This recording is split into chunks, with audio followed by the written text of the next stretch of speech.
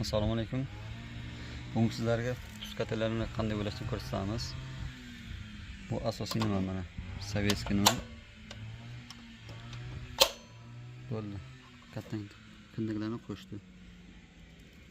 Sifati a'lo darajada. Esa baribir sifatga ancha ishlagan. Chunki ularda sifat nazorat degan narsa bo'lgan. Ko'radi. Bizda asosiy tarmoqdan 3 faza keladi. Bunga olamiz, qo'shadi kontaktor. Undan keyin puskatelga olamiz, puskateldan keyin chiqaramiz. Puskatelni nima idora qiladi bu? Ikkita knopka. Bu qo'shish, bu ayirish. Bu yerda bitta rezistor bor, bitta predohranитель bor. Hozir ulashni ko'rsatib o'tamiz, xudo xolasa. Xullas uladik. Massaga uladik. Massa endi kelyapti.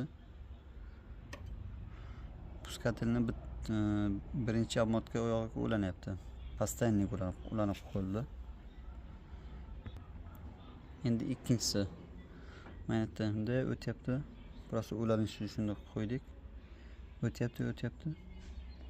Nimaga kirishga ulanyapti. Bu puskatelning kirish joyi. Kirish joyidan kelyapti. Bu qo'shadigan knopkaga bittasiga ulanyapti, kontaktning bittasiga. Undan chiqyapti. Bu ayiradigan nima bor-ku, stop. Undan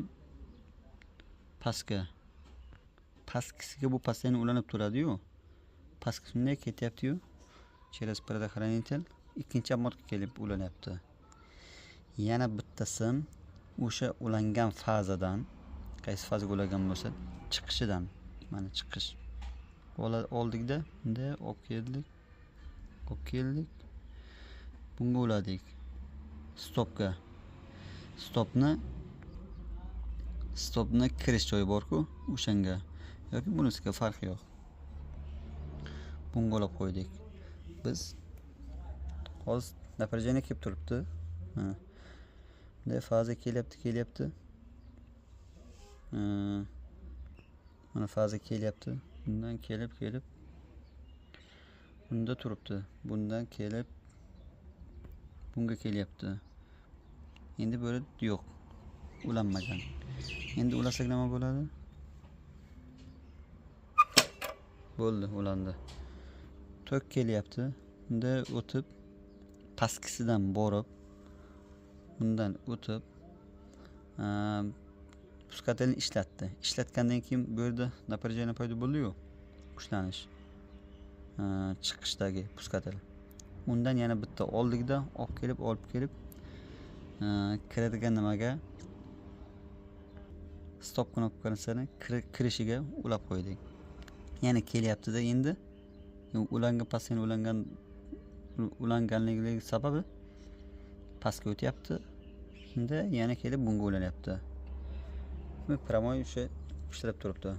Buni ayirish uchun biz buni bosganimizda shuni ayiradi.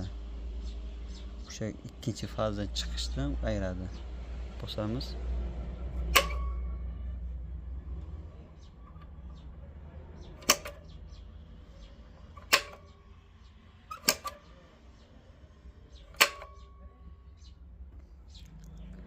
Yana qandaydir savollar bo'lsa, inshaalloh aniqlik chiqasizlar. Telegramda ham o'zimizning guruhimiz bor. O'sha yerda savollaringizni yozsangizlar, mutaxassislar javob beradi inshaalloh.